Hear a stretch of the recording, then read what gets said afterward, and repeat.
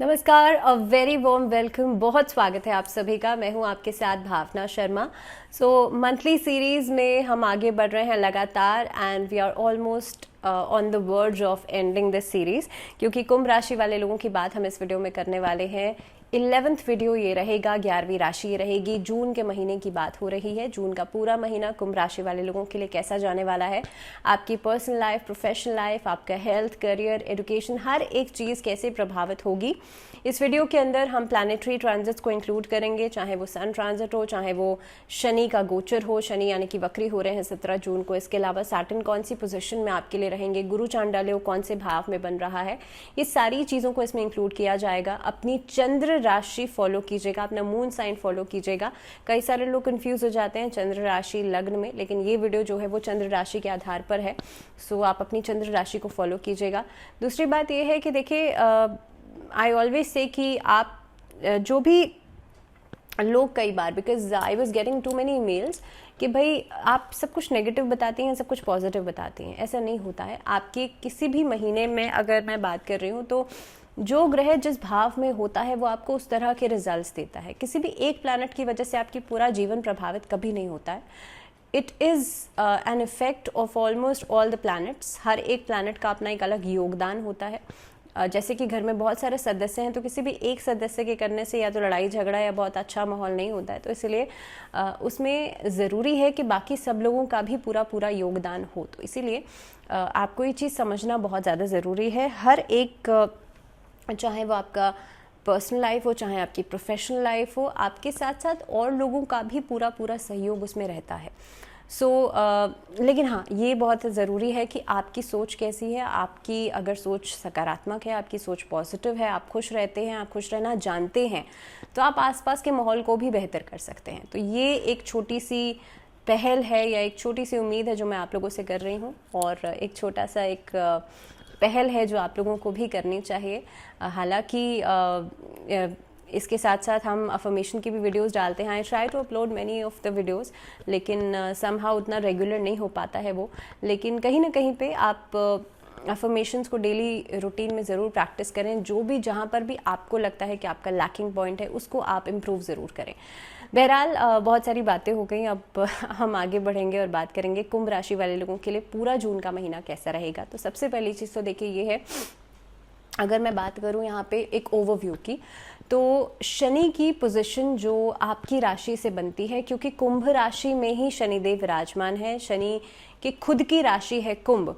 अब लग्न में शनि जब बैठेंगे तो आपके लिए अलग अलग चुनौतियां लेकर के आएंगे। सैटर्न आपको हार्ड वर्किंग भी बनाएंगे, लेकिन काम में रिजल्ट्स में भी थोड़ा सा धीमी गति लेकर के आएंगे। जितनी भाई आप मेहनत कर रहे हैं ना, तो आपको you will feel in this month के मुझे रिस्पॉन्सेज बहुत लेट मिल रहे हैं, मुझे देर से मिल रहे हैं, लेकिन मिलेंगे ज़रूर। तो आपको अपना हताश नहीं होना, उम्मीद नहीं छोड़नी, और ज़रूरी है कि मेहनत लगातार करनी है। Consistency is the only way out, जो कि आप इस समय पर अपनी एफर्ट डाल सकते हैं, कंसिस्टेंट रह सकते हैं। दूसरी चीज़ ये है, अगर मैं यहाँ पर बृहस्पति की स्थिति देखूँ, राहु की स्थिति देखूँ, तो बृहस्पति जो है आपके राहु के साथ 3rd हाउस में रहेंगे, और जो 9वें भाव में है वो केतु रहेंगे। अब इस अवधि में होगा ये कि आपके खर्चे बढ़ जाएंगे।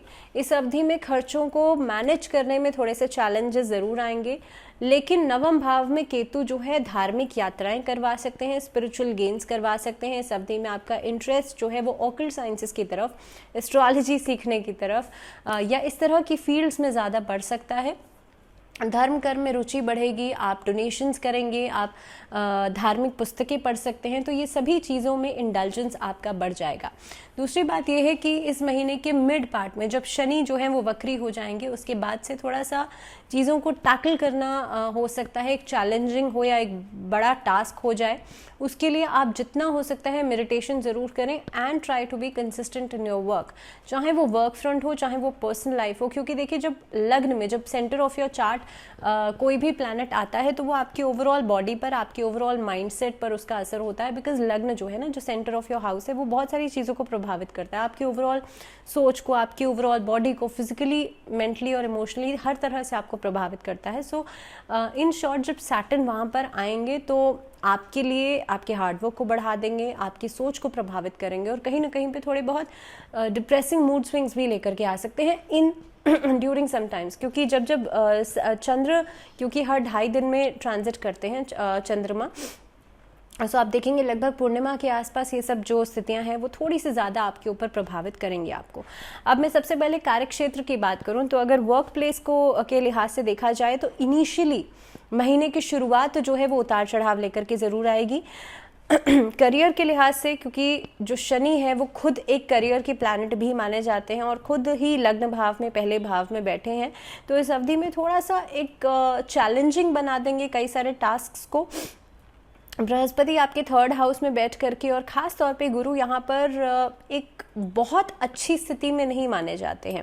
अगर इसके लिहाज से देखा जाए तो आपके लिए जो चुनौतियाँ हैं वो बढ़ेंगी और उसमें थोड़ा सा एक्सिलरेशन होगा लगभग 15 जून तक, लेकिन उसके बाद आपको आउटपुट्स मिलना शुरू होंगे, जो भी आपने किया है उसके रिजल्ट्स मिलना शुरू होंगे। दूसरी बात यह है कि जून के महीने के दौरान आपको आपके सीनियर्स से और कई सारी ऑर्गेनाइजेशन से आपके काम की सराहना मिल सकती है। आप खुद को या अपनी ऑर्गेनाइजेशन को कई प्लेटफॉर्म्स पर रिप्रेजेंट कर सकते हैं, वहाँ पर आपके काम की सराहना होगी। आपका इस अवधि में नेम फेम ज़रूर बढ़ेगा, क्योंकि केतु 9वें भाव में है, तो इसीलिए जो लोग डिजिटल मार्केटिंग से, मीडिया से या सोशल नेटवर्किंग से, जो लोग इन्फ्लुएंसर्स हैं, उनके लिए इस अवधि में आप देखेंगे कि नेम फेम बढ़ेगा। इस टाइमिंग के अंदर व्यापार में थोड़ा सा लाभ कम होता हुआ नजर आता है, तो इसलिए देखिए जो भी करेंगे उसको बहुत सोच समझ के कीजिएगा। Don't make any hasty decisions, जल्दबाजी में फैसला नहीं लीजिएगा। दूसरी बहुत इंपॉर्टेंट बात यह है कि अगर आप इन्वेस्टमेंट करते हैं तो एक एक्सपेंशन करते समय, काम में री इन्वेस्टमेंट करते समय, काम को बढ़ाते समय आप एक सेकंड थॉट ज़रूर दीजिएगा और ये सोचिएगा कि भाई इस समय पर ये कितना ज़्यादा ज़रूरी है और आपकी जेब में कितना पैसा है, एटलीस्ट उसको देख करके डिसीजन लीजिएगा। पार्टनरशिप जो है वो बहुत ज़्यादा प्रॉफिटेबल नहीं रहेगी, सो आई वुड से कि अगर आप पार्टनरशिप में हैं तो अगर ट्रांसपेरेंसी रखेंगे हर चीज़ में तो बहुत इंपॉर्टेंट है। अगर आप नहीं हैं तो देखिए वाद विवाद इस महीने में बहुत ज़्यादा होंगे। आर्थिक स्थिति के लिहाज से देखा जाए तो इस महीने में मिड पार्ट में आके थोड़ी सी फिनेंसेस में मुश्किलें आ सकती हैं, लेकिन जो लिटरली लास्ट का मोमेंट रहेगा वो आपके लिए बेहतर रहेगा।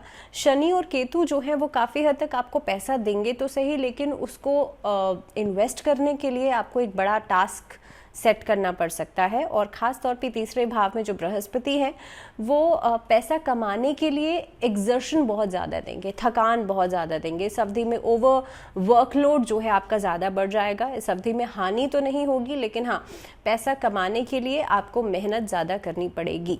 दूसरी चीज़ अगर मैं बात करूं यहाँ पर आपके लिए जो जून के 20 जून के बाद का समय रहेगा वो शत्रुओं से थोड़ा सा सावधान रहेगा। आपकी खुद की वजह से नहीं बल्कि आपके कॉम्पिटिटर्स, आपके शत्रु, ऐसे लोगों की वजह से पैसे का नुकसान हो सकता है। सो बी केयरफुल कि आप अगर सलाह किसी से ले रहे हैं तो बहुत सोच समझ के लीजिएगा।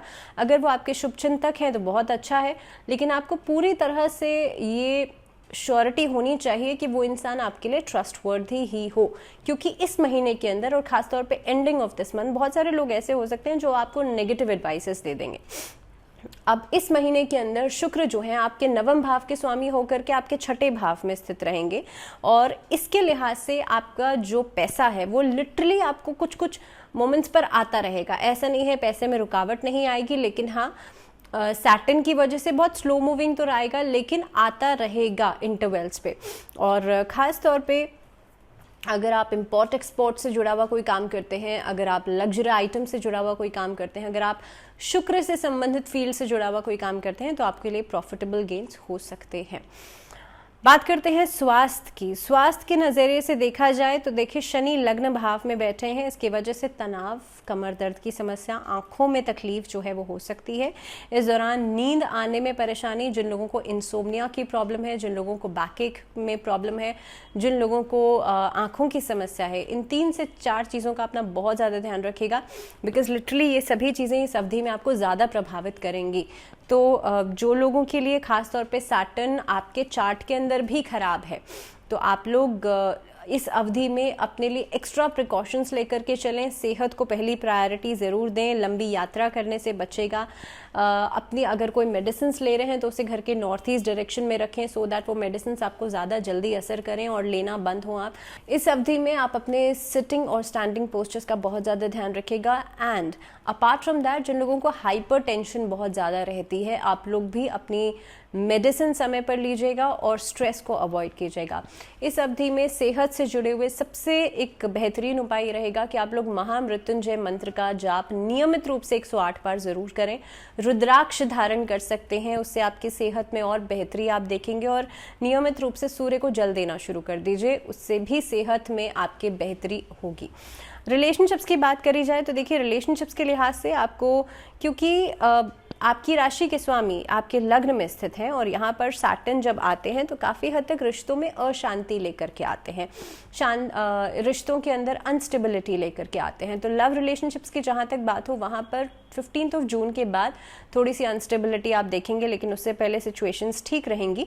जो लोग अविवाहित हैं, अभी विवाह का इंतज़ार कर रहे हैं, डेट्स फिक्स होने की कोशिश कर रहे हैं, उनके लिए अभी और डिलेज हो सकते हैं और चीज़ों में रुकावटें आप देखेंगे, बिना किसी बात के अड़चने आप देखेंगे। लेकिन जिन लोगों की शादी हो चुकी है उनके लिए खास तौर पे देखिए, राहु बृहस्पति की तीसरे भाव में जो युति बनती है, इसका भी असर आपके बातचीत पर हो सकता है। लंबे समय तक के लिए आप बातचीत ना करें, आपस में कम्युनिकेशन ना हो, आपस में एक कंपैटिबिलिटी ना बन पाए, इन सब चीज़ों की वजह से आप परेशान रहेंगे, स्ट्रेस में रहेंगे।